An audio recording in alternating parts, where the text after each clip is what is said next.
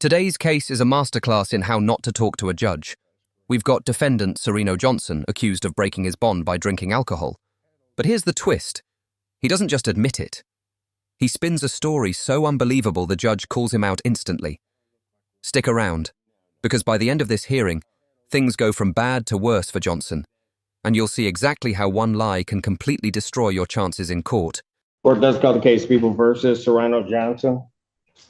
Public Defender Chelsea Vergils with and on behalf of Sereno Johnson. Mr. Johnson, please state your name. Sereno Johnson. I mispronounce your name every time, sir. Okay. I apologize. Thank you, Your Honor. Today is the time and date set for a probable cause conference. Regarding that, we are asking for an adjournment to show compliance with his bond conditions. I understand he's had a violation that we are prepared to deal with today. All right. Mr. Johnson is prepared to plead guilty to violating his bond by consuming alcohol on July 7th. And I'll accept that. Before imposing any sentence regarding that, I'm going to ask this question. He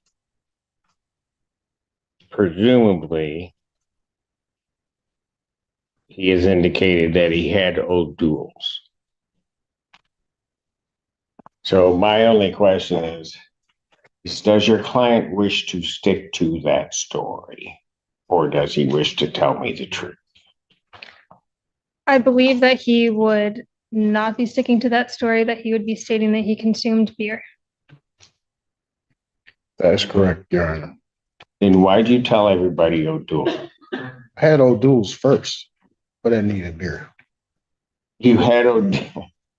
Yeah. I don't look like what I'm going through. No. I had O'Doul's. Are you I had tell me that? So did you tell them that?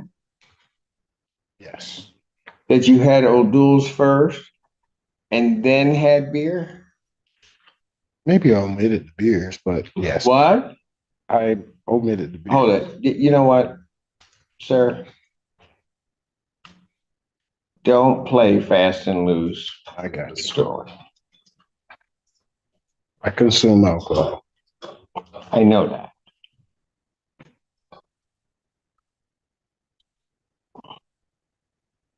You lied to them. Did you even have an O'Doul's that day? Yes. How many? 6. And then how many beers? 2. So why didn't you tell them that you had the beer? I just omitted. Pardon? I just didn't. I was afraid of what might happen. I thought I could pass. Yeah, I would be too, because you're violating your bond condition. Indeed.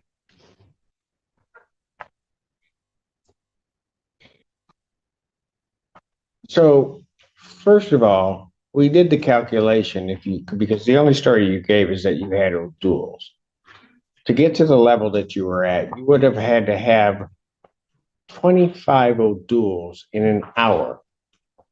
No, I didn't have in that. order to reach that level, Sure. and could not have used the bathroom because you couldn't eliminate in order to get to that level.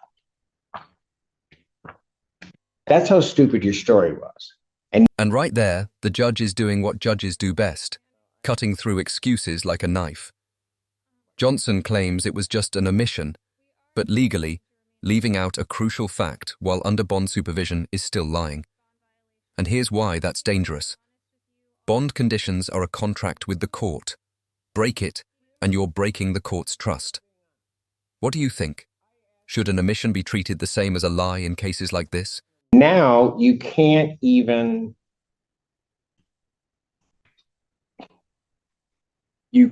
bring yourself to say that you were intentionally lying to them and attempting to mislead them. It was not just a simple omission. Counsel, what did you want me to do with this case? Regarding the probable cause conference, we're asking for a 2-week adjournment so that he can show that he's going to comply with the court's orders. I Well, understand. I don't think he's gonna have a choice on that, quite frankly, Mr. You're- Allen. We are asking for him to remain out of custody today. This would be his first bond violation. He is here to be honest with you, although the truth doesn't always make sense. Really? He I am. is. He Really? He's here. No, he was not being honest. I asked him the question and then asked him the question of why didn't he tell them? And he couldn't even be honest about that. I'll let you go ahead with your argument, but I'm not buying any of that. Your Honor, he is honest about the fact that he consumed alcohol, and he is very open to treatment. He understands that he has a substance issue and he wants to get help for that.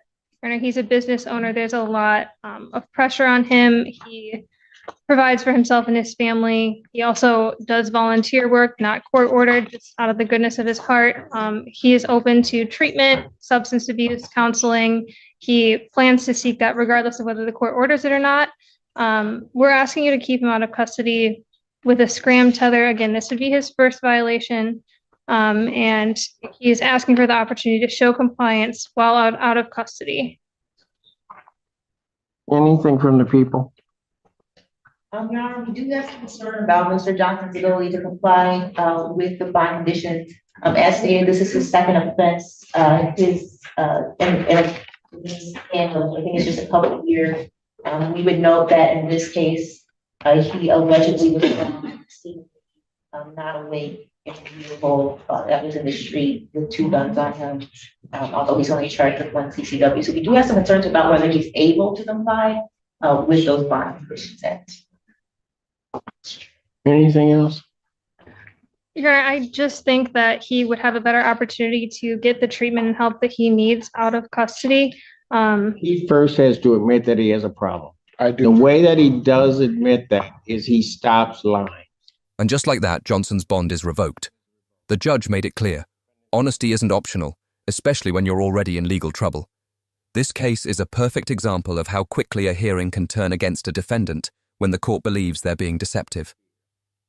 If you found this case as shocking as we did, make sure to hit that like button, share your thoughts in the comments, and don't forget to subscribe for more jaw-dropping courtroom breakdowns.